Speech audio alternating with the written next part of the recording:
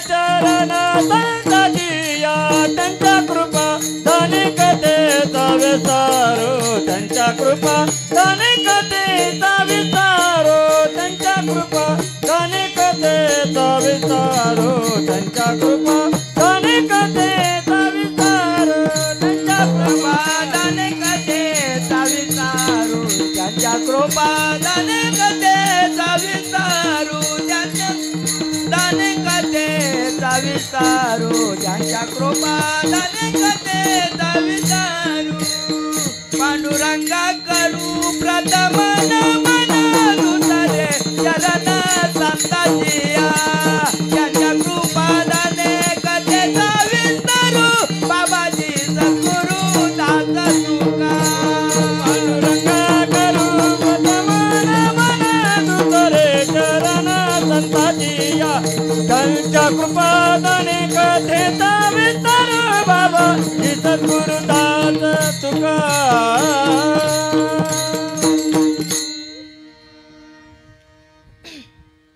हेची व्हावी माझी आस जन्मोजन्मी तुझा दास पंढरीचा वार करी वारी चुकोने दिहारी विठ्ठल विठ्ठल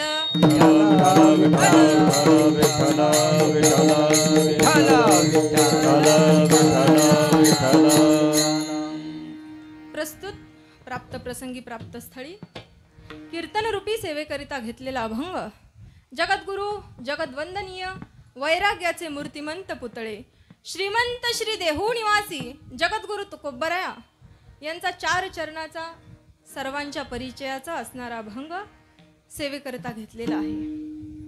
थोडक्यात परिहार द्यायचा तो असा की आज या ठिकाणी श्रीराम जन्मोत्सवानिमित्त चालत आलेला अखंड हरिनाम सप्ताहाचे वर्ष 55व्या वर्षात आज 7व्या दिवसाची कीर्तनरूपी सेवा माझ्यासारख्या पामराकडे आली।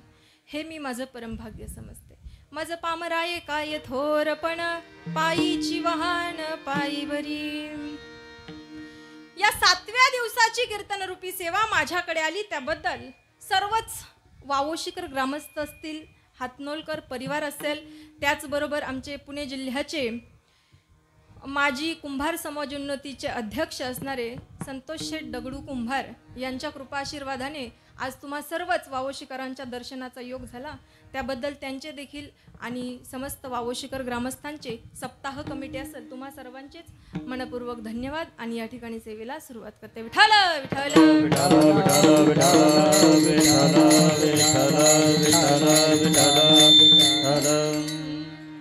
अभंगामध्ये जगद्गुरु तुकोबराया सांगतात, हेची व्हावी माझी आस जन्मोजन्मी तुझा दास पंढरीचा वार करी वारी चुकोने दिहारी। हे भगवंता, मी तुझ्याकडे काहीतरी अपेक्षा करतोय, काहीतरी मागणी करतोय। आज 7वा दिवस म्हणजे भगवंताकडे काहीतरी मागण्याचा दिवस असतो बरं का। 7व्या दिवशी आज मागणीपर प्रकरणातील अभंग कीर्तनासाठी घ्यायचा असतो। त्या अभंगातून जगद्गुरु तुकोबराया सांगतात की हे देवा, माझी एकच अपेक्षा आहे, काय? तुझा जन्मोजन्मीचा मला काय कर, दास कर। 1 दिवसाचा नव्हे, 1 वर्षाचा नव्हे, जन्मोजन्मी तुझा दास। बरं, तुझा दास कर, पण त्यानंतर काय कर रे देवा? पण तुझा दास कर, तुझा दास कर असं म्हणतो, पण नेमकं कोणाचा? तर त्या पंढरीच्या पांडुरंगाचा मला दास कर, पण त्या पांडुरंगाचाही दास कर, पण त्याचबरोबर आणखी काय कर रे देवा? तर माझी पंढरीची वारी कधी सुद्धा चुकू देऊ नको। त्याही पुढे जाऊन तुकोबराया सांगतात की पंढरीची वारी तर चुकू देऊ नकोच, पण त्याच्याही पुढे जाऊन मागतात की मला संतांचा संग सर्व काळ हवा आहे। मला त्या संतांच्या संगतीमध्ये कायम स्वरूपी काय करायचंय, राहायचं आहे। कारण का हो, तर त्यांच्या संगतीमध्ये मला काय मिळत आहे, सुख प्राप्त होत आहे। बरं, एवढंच नाही देवा, मी जे मागतोय ते जर तुला मान्य नसेल, बघ हा देवा, मी तुला म्हटलं माझी एवढीच असे की मला जन्मोजन्मी तुझा दास कर, पंढरीचा वारकरी कर, संतांच्या संगतीमध्ये मला ठेव, पण तुला जर हे मला द्यायचं नसेल तर माझं फक्त शेवटचं मागणं पूर्ण कर। काय रे म्हटले? अरे देवा, माझं एकच मागणं आहे शेवटचं की चंद्रभागे स्नान तुका मागे हेची दान. अहो मागणी कशी केली तुकोबरायांनी की देवा वरची तिन्ही मागणी देऊ नको, पण खालचं चौथं मागणं आहे ना ते दे, कारण ते जर तू दिलं तर वरची तिन्ही आपोआप मला प्राप्त होणार आहे. असा अभंगाचा या ठिकाणी सरळ सरळ भावार्थ मांडण्याचा प्रयत्न केला. विठ्ठल विठ्ठल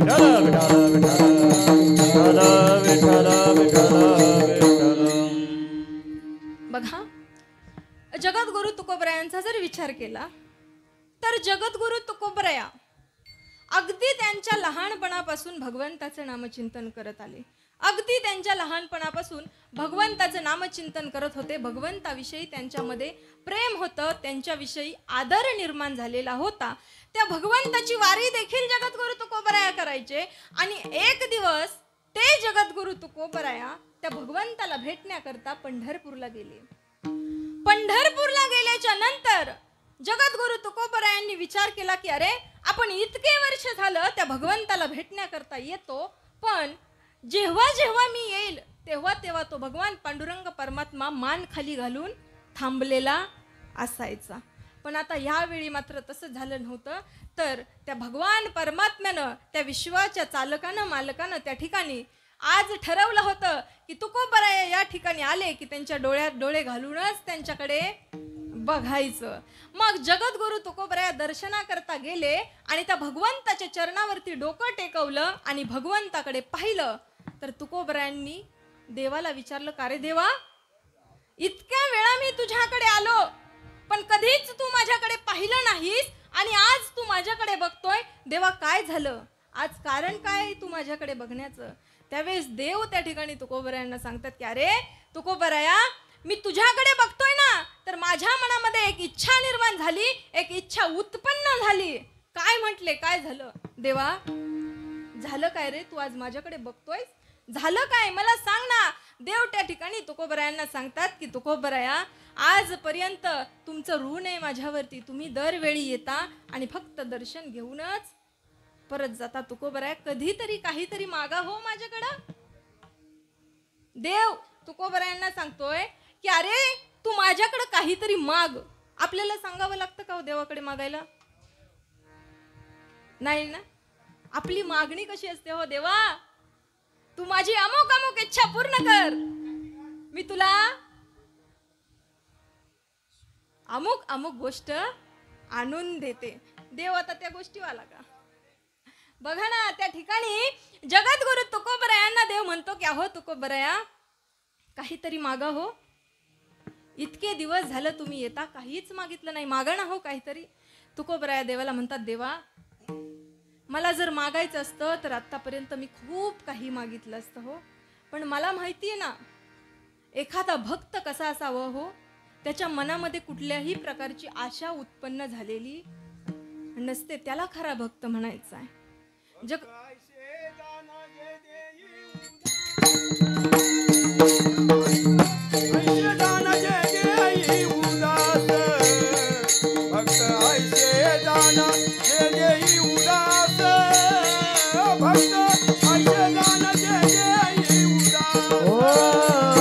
भक्ताईचे जानाचे देई उदास, भक्ताईचे जानाचे देई उदास, भक्ताईचे जानाचे देई उदास, भक्ताईचे जानाचे देई उदास. गेले आशा पाश निवारोने, गेले आशा पाश निवारोने, विजय तो त्यांचा झाला नारायण, विजय तो त्यांचा झाला नारायण, विजय तो त्यांचा झाला नारायण, विजय तो त्यांचा झाला नारायण. गेल्याच्या पाश निवारोनी, गेल्याच्या पाश निवारोनी, विजय तो त्यांचा झाला नारायण, विजय तो त्यांचा झाला नारायण, विजय तो त्यांचा झाला नारायण, विजय तो त्यांचा झाला नारायण.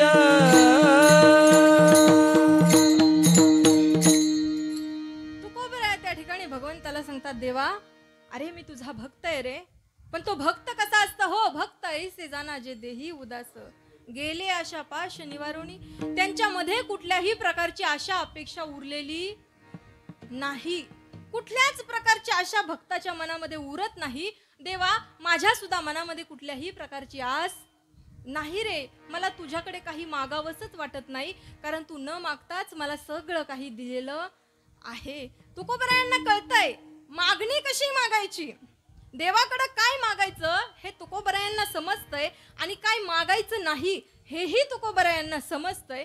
त्या ठिकाणी देवाने जर त्यांना प्रश्न केला की अहो तुकोबराया, तुम्ही मला काहीतरी मागा, तर तुकोबराया म्हटले असते, देवा माझं गेलेलं सगळं सुख मला परत दे, माझी सावकारी मला परत दे. मागितलं असतं ना, आपण मागितलं असतं ना, देवा माझी गेलेली सगळी श्रीमंती मला परत दे. पण आपली तेवढी पात्रता नाही हो, देवानं आपल्याला येऊन विचारावं की तुम्ही काहीतरी मागा. ती पात्रता सुद्धा तयार होईल, पण ती कधी होईल, जसं तुकोबराया भजन करतात तसं जर आपण दीन रजनी हाची धंदा गोविंदाची पोवाडे असं जर नामस्मरण केलं तर मात्र ती पात्रता तयार व्हायला वेळ लागणार नाही.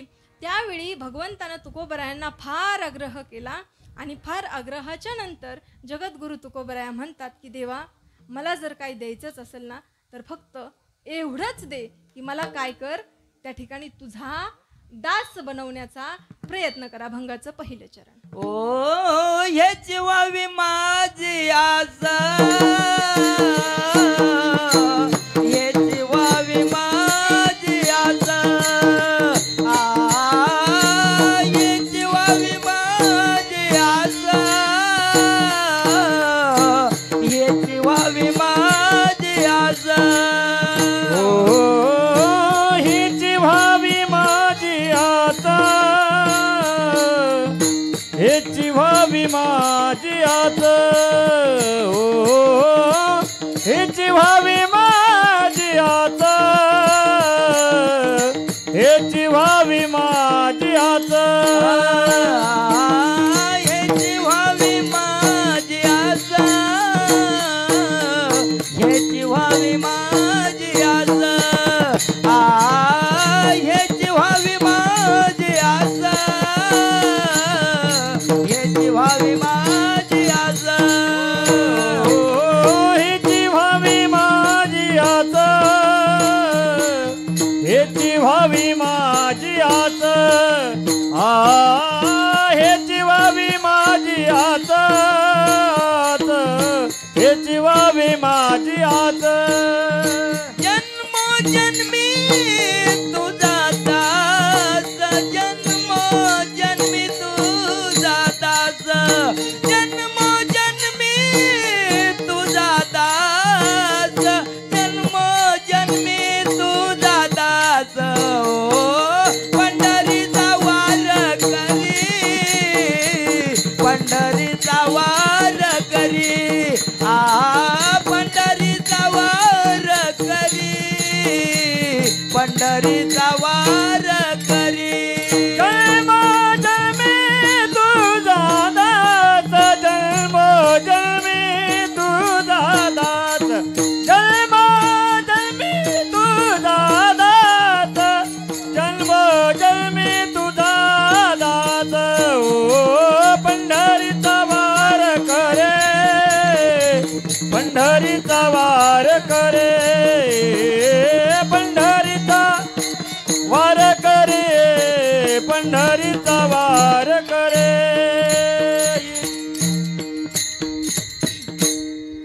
जगद्गुरु तुकोबराया त्या ठिकाणी भगवंताला मागणं मागतात की देवा, तुला जर मला द्यायचंच असेल ना, तर मला जन्मोजन्मी तुझा दास करून ठेव. दास का हो करायला सांगितलं, दास का म्हटले करायला सांगितलं?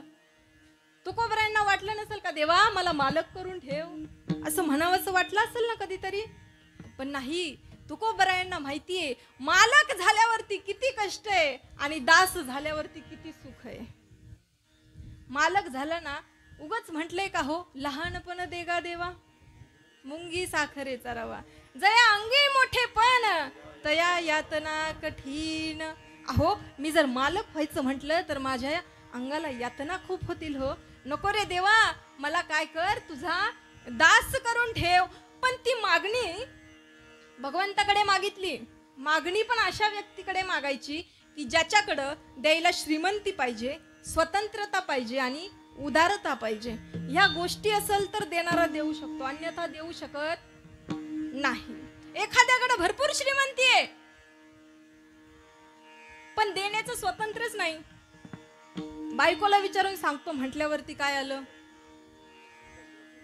एखाद्याकडे श्रीमंती पण आहे, स्वतंत्रता पण आहे, पण त्याच्याकडे उदारताच नाही, त्याची इच्छाच नाही आतमधून द्यायची. पण हा भगवान परमात्मा तसा नाही.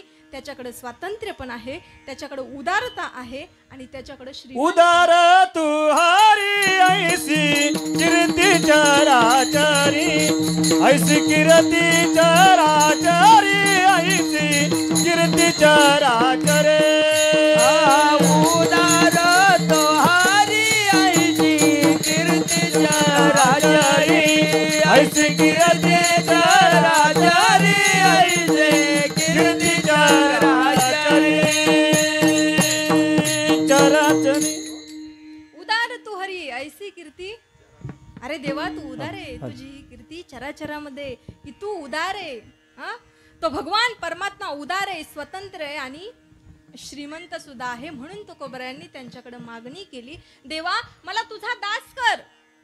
पण दास का कर म्हटले हो? कारण दासाचं जीणं खूप चांगल्या पद्धतीचं आहे. चांगल्या पद्धतीचं म्हणजे कसं हो देवा? मला तुझ्या चरणाची सेवा करता येईल रे. मी जर मालक झालो तर मात्र मला तुझी सेवा करता येणार नाही. मी जर दास झालो तर मला तुझी सेवा करता येईल. देवा तुला जर मला हेही द्यायला जमत नसेल ना तर काय कर रे, मला तुझ्या दासाचा सुद्धा दास करून ठेव. दास्य करीतो दासाचे. त्या भगवंताला म्हणतात की देवा तुला तेही जमत नसेल तर तुझ्या दासाचा मला दास कर. अहो नामदेवराया भगवंताचे दास होते, बरोबर ना? नामदेवराय भगवंताचे दास होते आणि जनाबाई नामदेवरायांची दासी होती. भगवान परमात्मा जेवायच्या वेळी नामदेव महाराजांना नैवेद्य मंदिरात घेऊन जायला लागायचा आणि देवासोबत भांडून भांडून त्याला खाली बोलवून त्याला घास चारायचा, बरोबर? पण जनाबाईला तसं करावं लागत. जनाबाईने हातात अर्धी भाकरी घेतली की विश्वाचा मालक पळतच यायचा, जने तुझी अर्धी मला दे. याला दासाचा दास म्हणायचं. कारण का हो? तर दासाचं दास होण्यात सुद्धा तेवढंच सुख आहे, कारण त्या जनाबाईचा तेवढा अधिकार तिथं होता. एवढंच नाही हो, तर जगद्गुरु तुकोबरायांच्या आवलीचा जर विचार केला, त्या जिजाबाईचा जर विचार केला तर ती जिजाबाई, ती आवली जगद्गुरु तुकोबरायांची बायको, जेव्हा जगद्गुरु तुकोबराया डोंगरावरती नामस्मरण करायला जायचे ना, तेव्हा ती आवली तुकोबरायांसाठी भाकरीचं गाठोडं डोक्यावरती घेऊन जायची.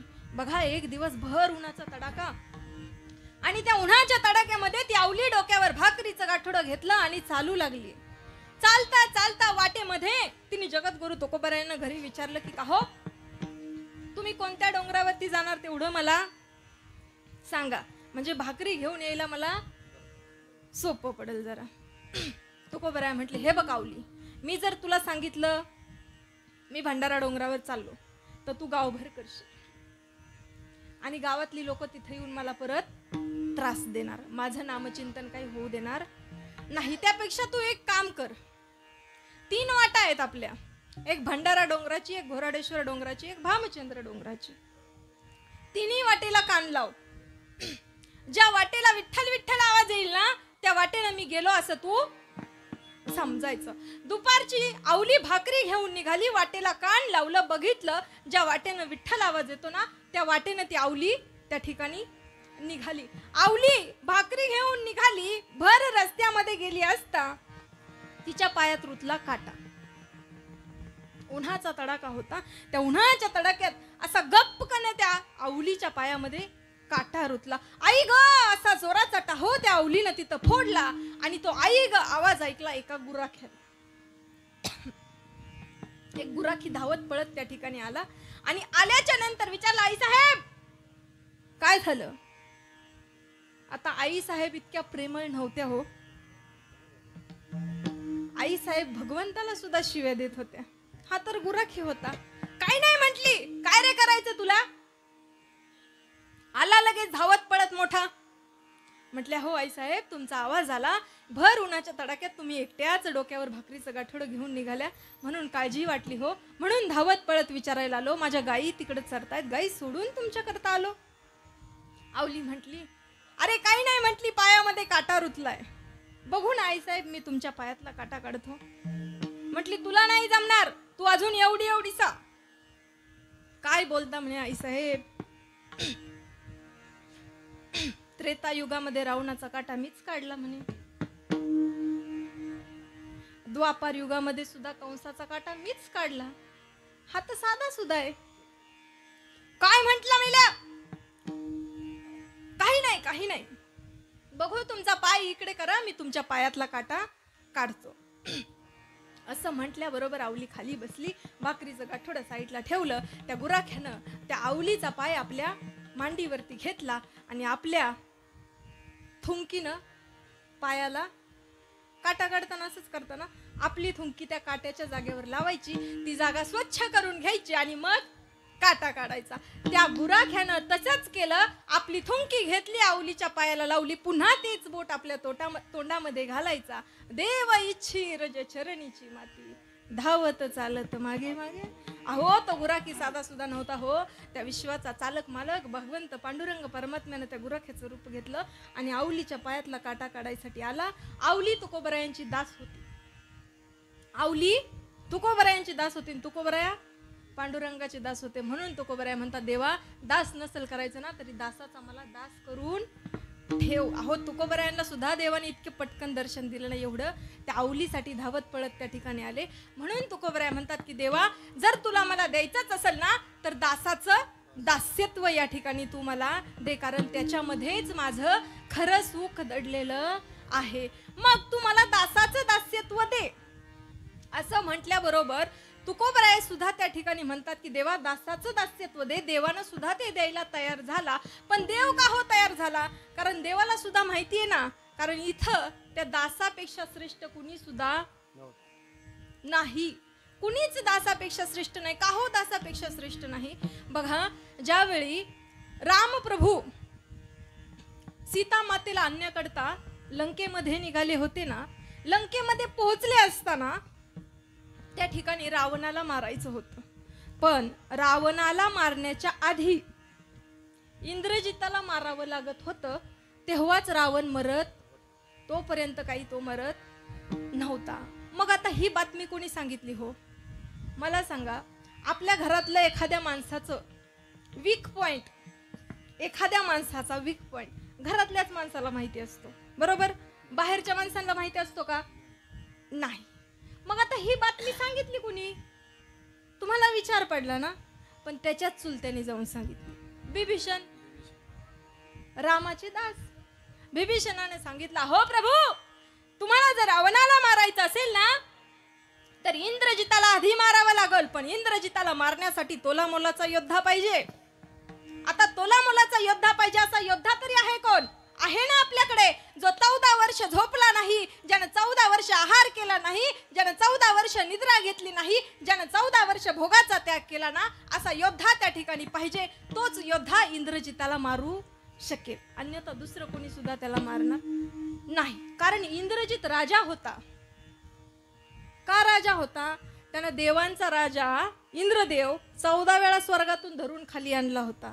त्याचं नाव खरं मेघनाथ होतं, पण 14 वेळा इंद्र धरून आणल्यामुळं त्याचं नाव इंद्रजित पडलं. आणि मग तो इंद्रजित श्री लक्ष्मणाशिवाय कोणालाही मारल्या जात नव्हता. मग आता लक्ष्मणाला सांगण्यात आलं, हे बघा, त्याला मारायचं तुमच्या हातात आहे, पण एक गोष्ट लक्षात ठेवायची. कोणती?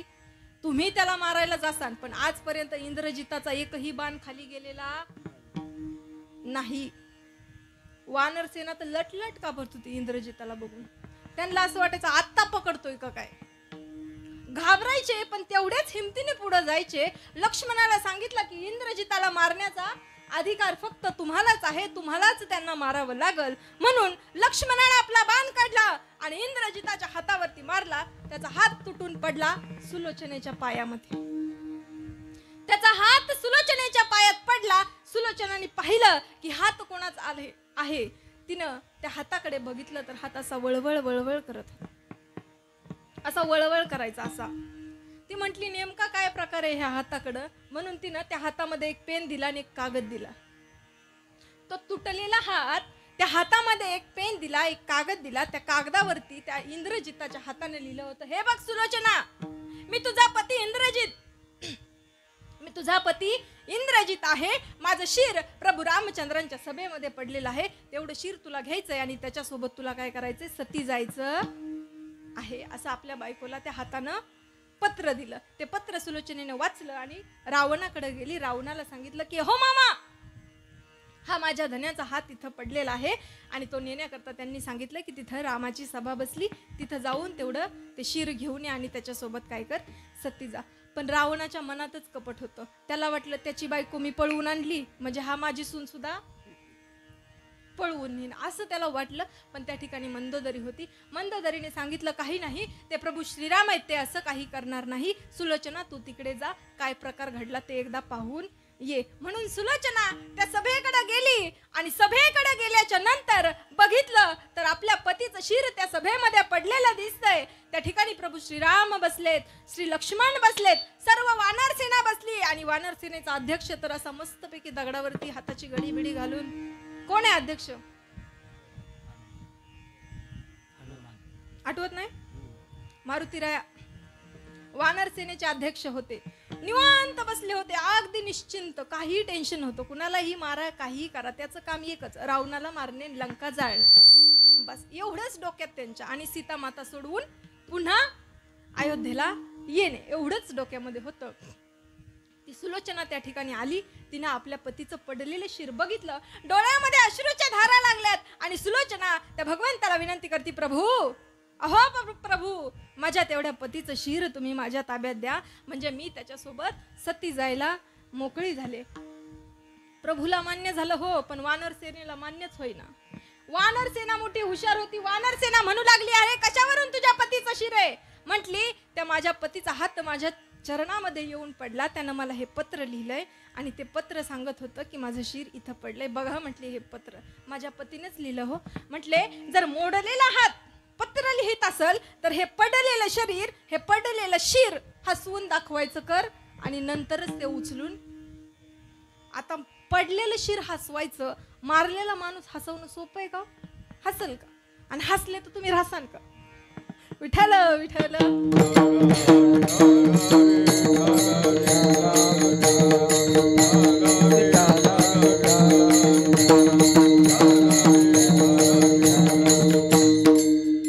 बघा ना, त्या सुलोचने पुढे मोठी परीक्षा पडली की आपल्या पतीचं शिर तिथं पडलंय आणि ते काय करायचंय, वानर सेनेला हसवून दाखवायचंय. अहो, सुलोचनेने बऱ्याच युक्त्या केल्या, पण ते शिर काही हसल्या जाईना. बिचारीच्या डोळ्यामध्ये धारा लागल्या. बिचारी रडून रडून त्यांना विनवते, हो माझ्या पतीचं शिर मला परत द्या, हो परत द्या. पण वानर सेनेने सांगितलं, बाई तू त्याला हसव आणि खुशाल तुझ्या पतीचं शिर काय कर, घेऊन जा. असं म्हटल्याच्या नंतर तिने युक्ती करायला सुरुवात केली आणि एखादी का युक्ती तिची फेल गेली की लगेच वानर सेनेने म्हणावं, पुंडलिक वरदा हरी विठ्ठल. वानर सेना होती, वानर सेना. आता चिडवायचं कसं वानरांना चांगलं माहिती. त्या सुलोचनेला अशी चिडवून द्यायला लागली, तिचं थोडंसं चुकलं की लगेच गजर चालू केला, थोडं चुकलं की गजर चालू केला. इतका राग आला, इतका राग आला. आणि रागाच्या भरात सुलोचना म्हटली, जर माझा बाप शेष आज या ठिकाणी असताना तर तुमच्या एका एकाची गई केली असती. आणि तेव्हा कुठं लक्ष्मणाच्या लक्षात आलं की अरे, शेष अवतारात आपली मुलगीच सुलोचना होती, लक्ष्मणाचा अवतार हा शेषाचा अवतार आहे. आणि हे जेव्हा लक्ष्मणाला समजलं की अरे ही आपलीच मुलगी आहे, आणि आता ही म्हणती जर इथं माझा बाप असता तर सांगितलं असतं. त्या मुंडक्याला हसाय कशाच आलं माहिती का, तुझ्याच बापाने मला मारलं, तुझ्याच बापाने मला मारलं, वर तू सांगती माझा बाप इथं असता तर, म्हणून त्याला हसायला आलं. ते मुंडकं तिथं हसलं. हसल्याच्या नंतर लक्ष्मणाला समजलं की बाबा आपण आपल्या हाताने आपली मुलगी काय केलेली आहे, विधवा केलेली आहे. मग त्या ठिकाणी रामाला सांगितलं की दादा आपल्या हातून माझी मुलगी काय झालेली आहे तर विधवा झालेली आहे. त्या ठिकाणी प्रभू रामांना सुद्धा लगेच पुत्रप्रेम, मुलीचं प्रेम जागृत झालं. म्हटले, लक्ष्मणा तुझी मुलगी काय आणि माझी मुलगी काय? म्हणे एकच आहे. प्रभू श्रीरामांना सुद्धा तिच्याबद्दल प्रेम निर्माण झालं. म्हणे आपण आपल्या जावयाला काय करायचं. आता जावयाचं प्रेम विशेष असतं बरं. मग काय करायचं म्हटल्याच्या नंतर म्हटले नाही आपण त्याला परत जिवंत करायचं. मारणं सुद्धा तितकंच सोपं होतं, जिवंत करणं सुद्धा तितकंच सोपं होतं. म्हणून जिवंत करण्याचा निर्णय घेतला. पण वानर सेना म्हणली एकतर कसा बसा त्याला मारलाय, त्याच्या तावडीतून सुटलोय, त्या रावणाला माराय आलो, ह्याला आधी मारायचं नंतर रावण मारायचं, एवढी मेहनत केली. आता पुन्हा ह्याला जर जिवंत केला आपण राहीन का, नाही राहणार. हा वानर सेनेचा त्या ठिकाणी काय झाला विचार झाला. म्हणून सगळी वानर सेना उठली, त्यांच्या अध्यक्षाच्या कडे गोल घालून बसले. हनुमंतराय म्हटले काय झालं. तिकडं सभा चालली होती, परत इकडं आले. म्हटले बघा ना आपलं ठरलं होतं ना इंद्रजिताला मारायचं नंतर रावणाला मारायचं. मग आता प्रभू रामांनी काय केलंय, परत इंद्रजिताला उठवण्याचा प्लॅन आखलाय म्हणे. मग आता काय करायचं म्हणते तुम्ही एकदा जाऊन सांगा. हनुमंतराय म्हणते नाही नाही आपल्याला जमत नाही, आपण बोलवल्याशिवाय कुठं जात नाही आणि विचारल्याशिवाय काय सांगत. पुसता सांगेन ही तर गुज मात बैसून एकांत सुख गोष्टी. मी विचारल्याशिवाय काय सांगत नाही. कुणी बोल म्हटलं तरच मी बोलणार, फुकटचं भाषण कुणाला देत नाही, जमणारच नाही म्हटले. पण बघा ना काहीतरी प्रयत्न करा. म्हणून हनुमंतरायांनी युक्ती केली. रामायण घेतलं आपल्या काखेमध्ये ठेवलं आणि ज्या ठिकाणी प्रभू रामांची सभा बसली होती ना त्या सभेपासून खालच्या अंगाने परत वरच्या अंगाला गेले. तिथून पुन्हा एक फेरी खाली मारली. आता आपलं कीर्तन चालू आहे ना, असं तिथून हनुमंतराय वर गेले, तिथून पुन्हा खाली आले. प्रभू रामांनी बघितलं, एक फेरी झाली, पुन्हा दुसरी फेरी झाली. हनुमंतरायांना म्हणले हनुमंता बोला ना प्रभू. या या या म्हटले इथं बसा. काय झाले प्रभू, तुम्ही असं बिना कामाचं कधी कुठं फिरत, आज काय झालं म्हणे, आज का फिरताय. तर म्हटले आज काय नाही झालं म्हटले, सहज फिरत होतो. सहज म्हणे काकत काय म्हणे रामायण. कशासाठी. काय नाही म्हटले जरा वाचत होतो, बघत होतो काय काय लिहिलंय रामायणात, काय काय लिहिलंय मी बघत होतो. म्हणे काय लिहिलंय, त्यात तर असं लिहिलंय इंद्रजिताला मारलंय आणि रावणाचा वध केला. होय मग तुम्ही तर इंद्रजिताला उठवायला चालले म्हणले, असं तर त्यात लिहिलेलं नाही. मग तुम्ही असं कसं काय तिथं करायला चालले म्हणे. तुम्ही तर म्हटले होते ना बोलिले वाल्मिक तैसेची करील वरतुनी दाविल म्हणे नामा. तुम्हीच तर म्हटले होते ना जसं वाल्मिक ऋषींनी लिहिले तसंच घडवायचंय. मग आता तुम्ही ह्यात फेरबदल कशा करता करता, जमणार नाही म्हणे. मग ठीक आहे नाही जमणार ना, इंद्रजिताला मारलेला तसाच ठेवला, सुलोचनेला त्याच्यासोबत सती जायला सांगितलं आणि त्याच्यानंतर रावणाचा वध केला. कुणामुळं, दासामुळं. एवढं सगळं सांगितलं ना रामायण कशासाठी, दासाचं महत्व काय. अहो श्रीरामचंद्र रामायण बदलायला चालले होते. काय झालं, रामायणातली गोष्ट बदलायला चालले, पण तिथं हनुमंतरायांनी टोकलं, एका दासांनी त्या ठिकाणी टोकलं. देवाला सुद्धा त्या दासाचं ऐकावं लागलं. एवढी किंमत त्या ठिकाणी दासाला दिली जाती. म्हणून तुकोबराय म्हणता देवा मला काय कर रे, तर फक्त तुझा दास कर. मी एकच मागणं तुझ्याकडे मागतो की हेची दान दे गा देवा, आणि तुझा विसरण मला तुझा विसर कधी सुद्धा पडू देऊ नको रे देवा. अरे देवा का तुझा विसर पडू देऊ नको, पण कोणत्या देवाचा हो, कुठल्या देवाचा विसर पडू देऊ नको. देव तर अनेक आहेत, भरपूर देव आहेत ना. सेंदरी हेंदरी दैवते कोणती पूजिती भूते खेते, भरपूर देवता आहेत. पण मग कुठल्या देवाचा विसर पडू द्यायचा ना. अभंगाचं दुसरं चरण. पंढरीचा वार करी, पंढरीचा वार करी, पंढरीचा वार करी, पंढरीचा वार करी, पंढरीचा वार करी, पंढरीचा वार करी, पंढरीचा वार करी, पंढरीचा वार करी.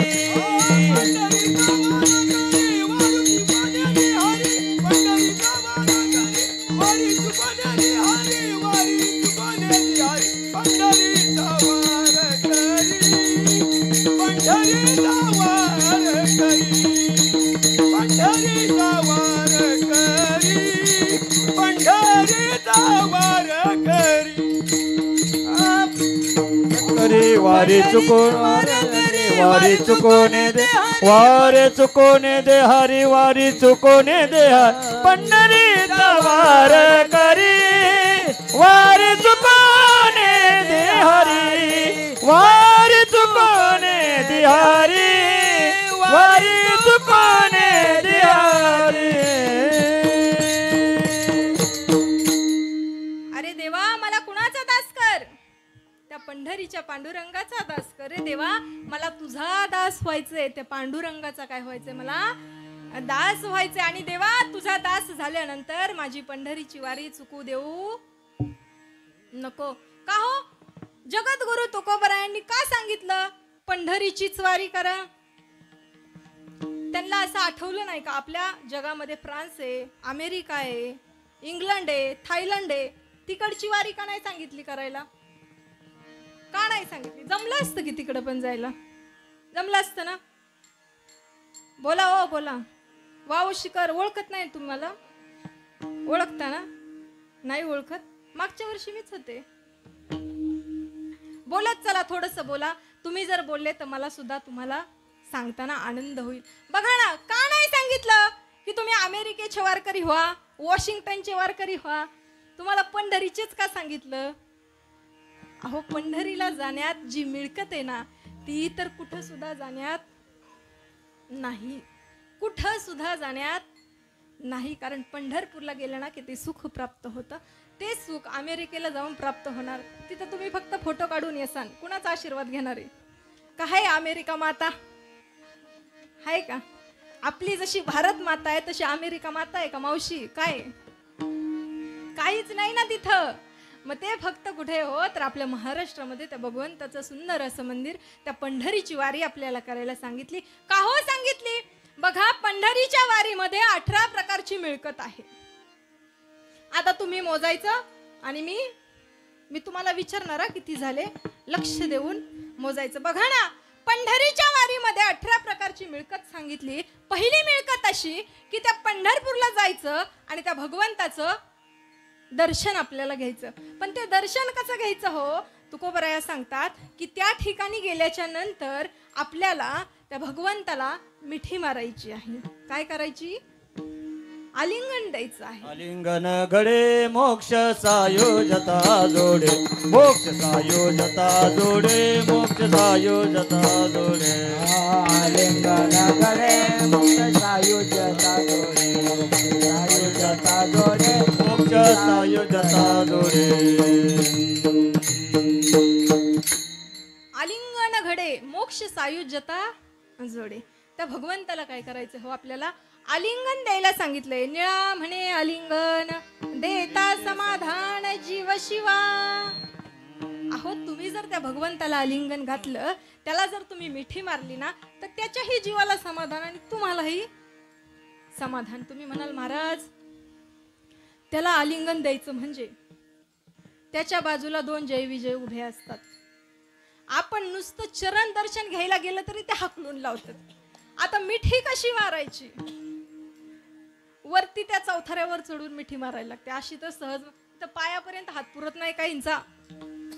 मिठी कशी मारणार ना? वरती चढावं लागतं. त्यासाठी जुने वारकरी पहिले वरती चढायचे, देवाला आलिंगन द्यायचे आणि नंतरच पुढे जायचे. आता तसं जमत नाही. मग काय करायचं हो? दुसरी मिळकत.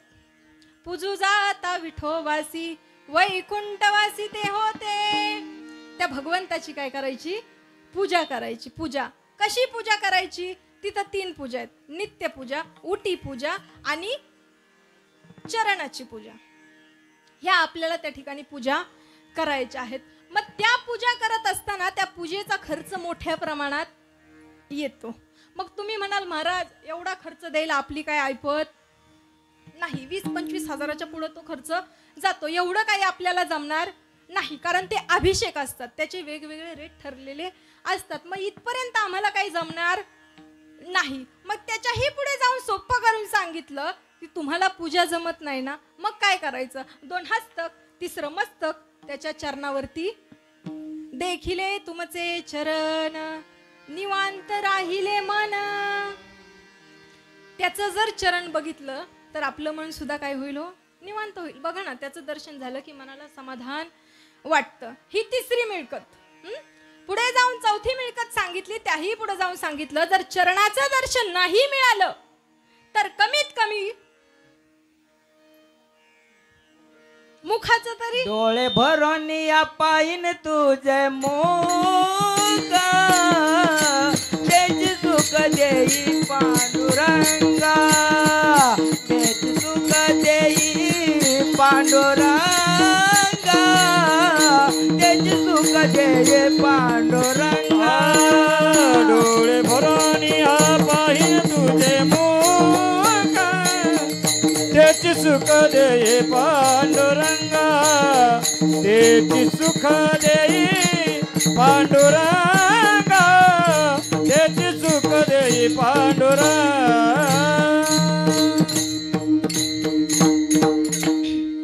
डोळे भरून या पाहिल तुझे मुख तेची सुख मज देई देवा. काय महिमा वर्णू आता सांगणे किती कोटी ब्रह्म हत्या मुख पाहता जाती. कोटी ब्रह्म हत्या भगवंताचं मुख बघितल्यानंतर निघून जातात. एवढा फक्त मुखदर्शनाचा प्रभाव आहे. तुम्ही म्हणाल महाराज वारीच्या काळामध्ये मुखदर्शनात सुद्धा इतकी लाईन असती की 5-6 तास तरी मुखदर्शनाला लागतात. तेही जमणार नाही. मग त्याही पुढे जाऊन सोप्पं सांगितलं. उजवी घेता राऊळासी जळती पातकांच्या राशी. त्या भगवंताच्या मंदिराला उजव्या हाताची प्रदक्षिणा घालायची. महाराज इतकी गर्दी प्रदक्षिणेला की आमच्या कारभारणीचा हात सुटला तरी कळणार प्रदक्षिणेला जायलाच नको. मग त्याच्याही पुढे जाऊन सांगितलं पाहता राऊळाची पाठ तीर्थे घडती 360. एवढी तीर्थ घडतात फक्त मंदिराची पाठ बघितल्यानंतर. मंदिराची पाठ बघितल्यानंतर 360 तीर्थांचं दर्शन घडतं. महाराज तुम्ही म्हणाल 360 ठीक आहे पण आता मंदिराच्या पाठीमागं कुंकुवावाल्या नातरावाल्या बाया बसतात. मंदिराची पाठणच दिसत नाही. सगळीकडे फ्लेक्स लावून ठेवले. आता काही मंदिराची पाठण दिसत नाही. मग त्याच्याही पुढे जाऊन सांगितलं तुका म्हणे मोक्ष देखिला कळस. तत्काल हा नाश युद्धाचा तत्काल हा नाश युद्धाचा तत्काळ हा नाश आयुष्याचा तत्काळ नाश आयुष्याचा. तुका म्हणे मोक्ष देखील कळस तुका म्हणे मोक्ष देखिल्या तुका म्हणे मोक्ष देखील कळस तुका म्हणे मोक्ष देखिल्या तत्काळ नाश आयुष्याचा तत्काळ नाश आयुष्याचा तत्काळ नाश आयुष्याचा तत्काळ नाश आयुष्याचा.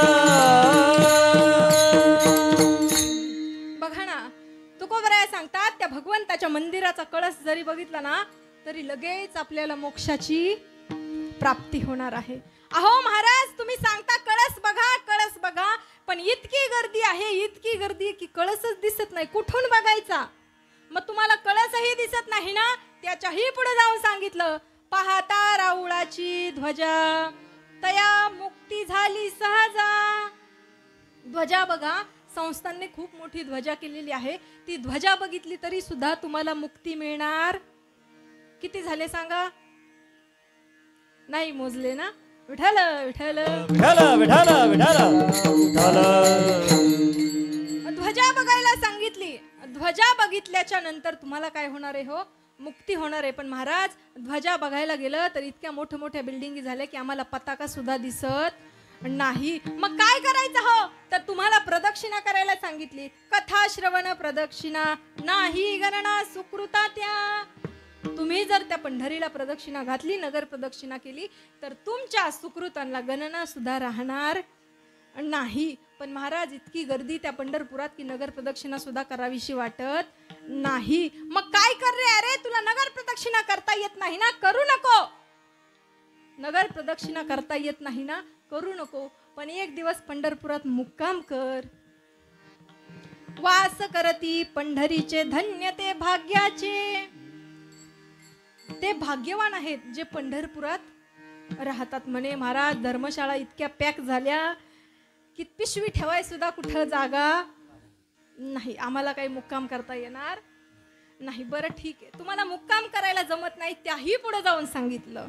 वाराणसी जे चाले मासा, वाराणसी चाले जे मासा, वाराणसी चाले जे मासा, वाराणसी जे चाले मासा, वाराणसी जे चाले. आ गोदावरी एक देवता, गोदावरी एक देवता, गोदावरी एक देवता, गोदावरी एक देवता. पंढरी पाऊल पडे ऐसा ठसा नामाचा, पंढरपुरी पाऊल ऐसा ठसा नामाचा. पंढरी पाऊल पडे ऐसा ठसा नामाचा, पंढरपुरी पाऊल ऐसा ठसा नामाचा.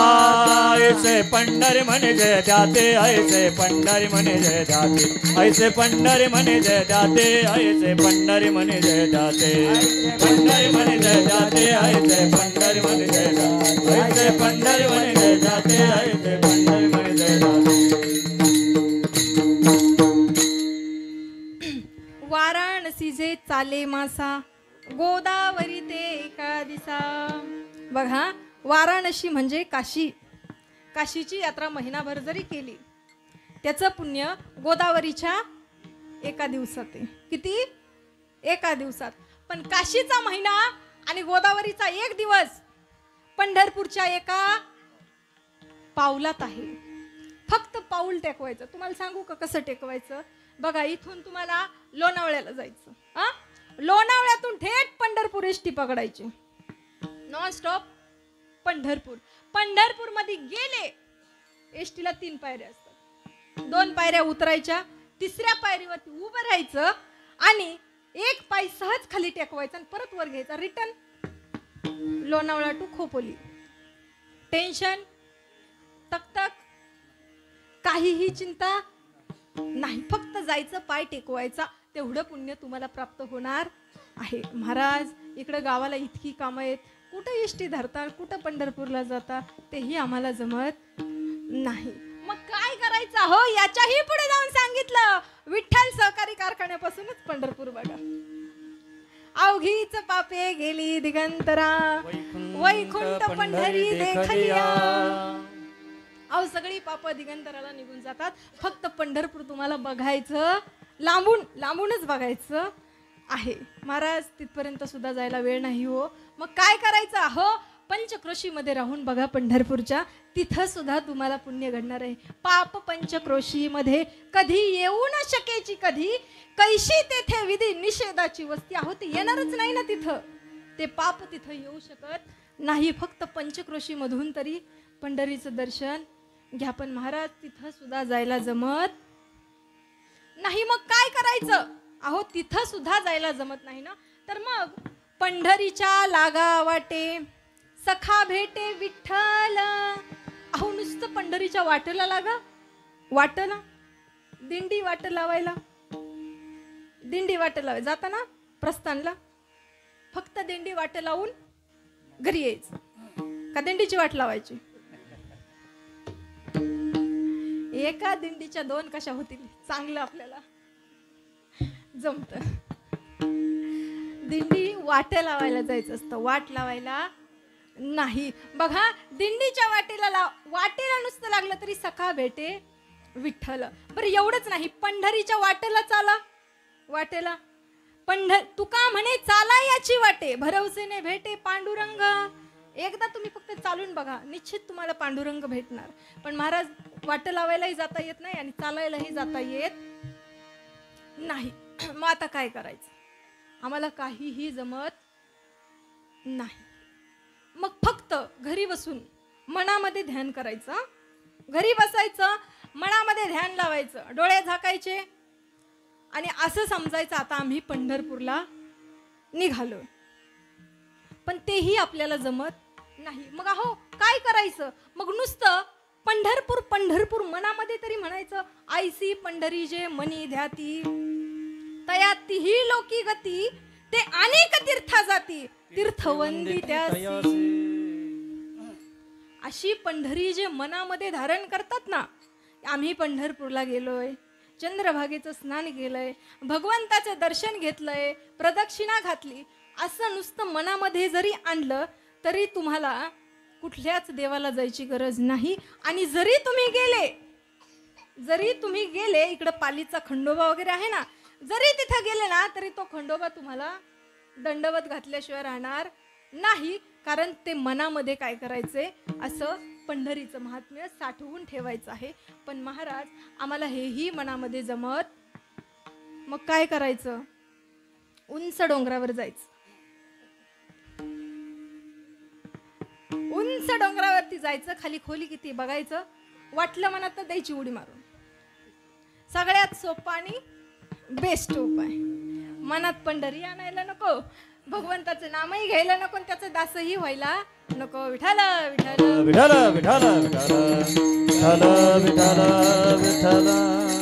म्हणजे बघा, अशा पंढरपूरचा तू काय कर रे, तर मला दास करून ठेव. म्हणजे अशा प्रकारे तुकोबरायांनी भगवंताला विनवणी केली, देवा मला जन्मोजन्मी तुझा दास कर, मला पंढरीचा वारकरी कर, मला संतांचा संग दे. अहो संतांचा संग का मागितला हो, कारण संतांच्या संगतीमध्ये सगळं सुख आहे. संतांचे संगती मनोमार्ग गती.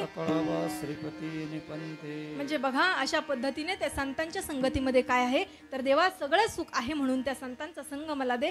जर आपल्या जनाबाईचा जर विचार केला ना, तर जनाबाई तो भगवंत जनाबाईच्या घरी दळण दळू लागायला यायचा.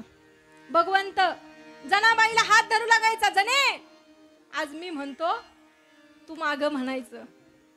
जनीला म्हणतात आज मी म्हणतो तू माग म्हणायचं. भगवंत म्हणतात विठ्ठल माझा पिता ग, रुक्मिणी माझी माता ग. माझा पिता ग, रुक्मिणी माझी माता. विठ्ठल माझा पिता ग, रुक्मिणी माझी माता ग. विठ्ठल माझा पिता ग, रुक्मिणी माझी माता. हो देवा, हो देवा, काय चाललंय म्हणे तुमचं. अहो रुक्मिणी माता पाठी मागून बघते. अहो देवा मी तुमची बायको आहे. बायको तुम्ही आई म्हणू लागली. अहो जनाबाईच्या नादानं देव काहीही म्हणू लागले हो. सुंदर माझे जाते ग फिरते, सुंदर माझे जाते ग फिरते बहुतुके. सुंदर माझे जाते ग फिरते बहुतुके. सुंदर माझे जाते ग फिरते. ओव्या गाऊ कौतुके तू ये रे वा विठ्ठला. ओव्या गाऊ कौतुके तू ये रे वा विठ्ठला. गाऊ प्रसारा तू ये रे वा विठ्ठला. ओव्या गाऊ प्रसारा तू ये रे वा विठ्ठला. ये रे वा विठ्ठला. ये रे वा विठ्ठला. ये रे वा विठ्ठला. ये रे वा विठ्ठला. ओव्या गाऊ कौतुके तू ये रे वा विठ्ठला. ओव्या गाऊ कौतुके तू ये रे वा विठ्ठला. ओव्या गाऊ कौतुक तू ये रे वा विठ्ठला. ओव्या गाऊ कौतुक तू ये रे हला हला हला हला. जीव शिव दोन्ही खुंटे ग प्रपंचाचे नेते. ओ जीव सोदवणी कुंटे ग प्रपंचाचे नेते. शिव दोन्ही खुंटे ग प्रपंचाचे नेते. जीव सोदवणी कुंटे ग प्रपंचाचे नेते. लावणी पाच बोटे ग तू ये रे बा विठ्ठला. लावणी पाच बोटे ग तू ये रे बा विठ्ठला. लावून पाच बोटे तू ये रे वा विठ्ठला. लावून पाच बोटे तू ये रे वा हे विठ्ठला. सासू आणि सातारा दिरतो तिसरा. सासू आणि सासरा हला, हला, हला.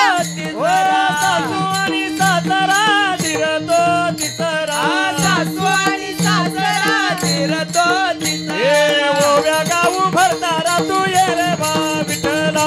ओव्या गाऊ भरतारा तू ये रे बा विठ्ठला. ओव्या गाऊ ब्रतारा तू ये रे बा विठ्ठला. ओव्या गाऊ ब्रतारा तू ये रे बा. हा सुख सोळा स्वर्गी नाही. बरं ठीक आहे. बघा त्या ठिकाणी तुकोबराया सांगतात की देवा तुझी वारी मला घडू दे. ती जनाबाई त्या भगवंताला सांगायची की देवा मला थोडंसं दळण दळू लागले. आणि तो भगवान परमात्मा त्या जनाबाईला काय करायचा हो, दळण दळू लागायचा, कांडू लागायचा. नव्हे तर तिला गौऱ्या सुद्धा थापू लागायचा. एवढा अधिकार माझ्या जनाबाईचा होता. म्हणून त्या ठिकाणी म्हणतात की संत संगे सर्व काळ अखंड प्रेमाचा सुकाळ. एवढंच नव्हे देवा, तर काय कर रे, तर मला अजून एक तुझ्याकडून दान हवंय, पण त्याआधी सर्वांनी एकदा मोठ्या प्रेमानं त्या भगवंताचं भजन करायचं. विठोबा रखुमा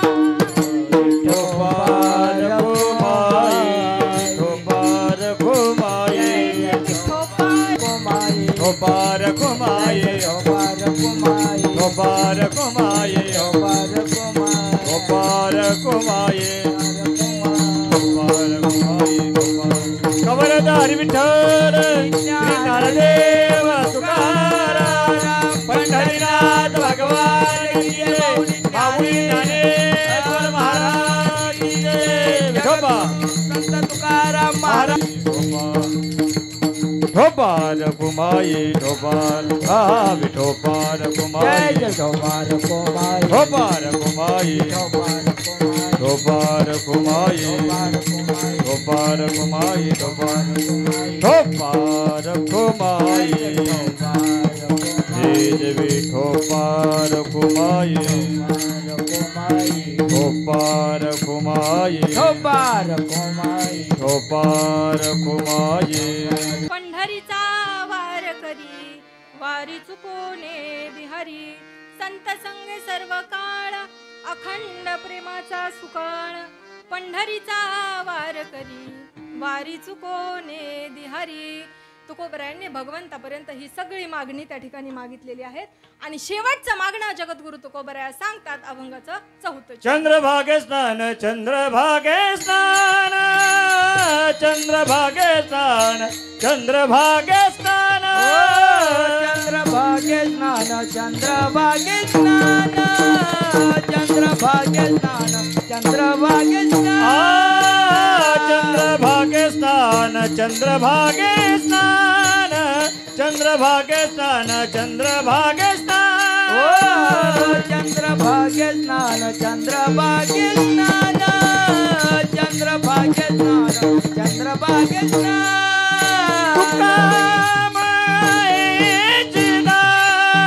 तुका मागे हेच दान पंढरीचा वार करी पंढरीचा वार करी.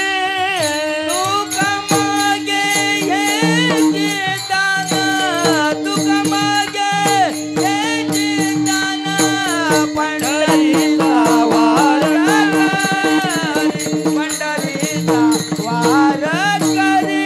वारी चुकोने हरी वारी चुकोने हरी पंढरीचा वार करी पंढरीचा वार करी. वारी चुकोने दिहारी वारी चुकोने दिहारे पंढरीचा वार करी पंढरीचा वार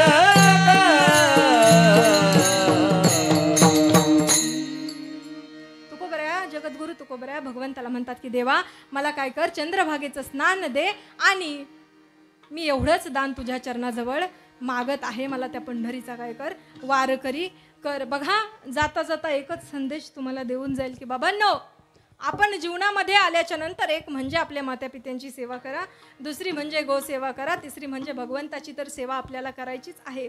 पण तदनंतर आपली संस्कृती जपवण्याचा प्रयत्न करा, आपली संस्कृती टिकवण्याचा प्रयत्न करा. आणि त्यानंतरची गोष्ट म्हणजे व्यसनाच्या आहारी जाऊ नका. जर तुम्ही व्यसनाच्या आहारी गेले तर मात्र आपली संस्कृतीही टिकवता येणार नाही, धर्मही टिकवता येणार नाही आणि कोणतीच गोष्ट आपल्या हातून चांगली होणार नाही. उद्या श्रीराम जन्म आहे. सर्वांनी एक त्या ठिकाणी संकल्प करायचा की बाबा आजपासून आपण वाईट मार्गाला जायचं नाही. तुम्ही जर वाईट मार्गाला गेले तर निश्चितच तुमचं शरीर सुद्धा त्याच मार्गाला पळणार आहे. अहो जन्माला आलं ना की दुधाची बाटली लागते, जन्माला आलं की दुधाची बाटली ती का बरी वाटली नाही म्हणून पुढे गेल्यावरती जिपला ग्राईप वॉटरची बाटली, जिपला ग्राईप वॉटरची बाटली ती का मुलांना बरी वाटली नाही म्हणून शाळेत जायला लागल्यावरती पाण्याची बाटली आजकालच्या मुलांना बरी वाटली नाही म्हणून 5वी 6वीला गेल्यावरती त्यांना थम्सअपची बाटली का बरी वाटली नाही म्हणून कॉलेजात गेल्यावरती मुलांनी घेतली इंग्लिश बाटली. इंग्लिश बाटली हाऊस नाही फिटली म्हणून पुढे गेल्यावरती त्यांनी वापरली देशी बाटली. देशी बाटलीनं आतडी फाटली म्हणून दवाखान्यात गेल्यावरती लावली सलाईनची बाटली. सलाईनची बाटली का नाही बरी वाटली म्हणून घरी आल्यावरती गुलाबचंदन अत्तराची बाटली. गुलाबचंदन अत्तराच्या बाटलीनं सुद्धा हौस नाही फिटली म्हणून स्मशानात गेल्यावरती वापरली रॉकेलची बाटली आणि तिथंच सगळी हौस फिटली. विठ्ठल विठ्ठल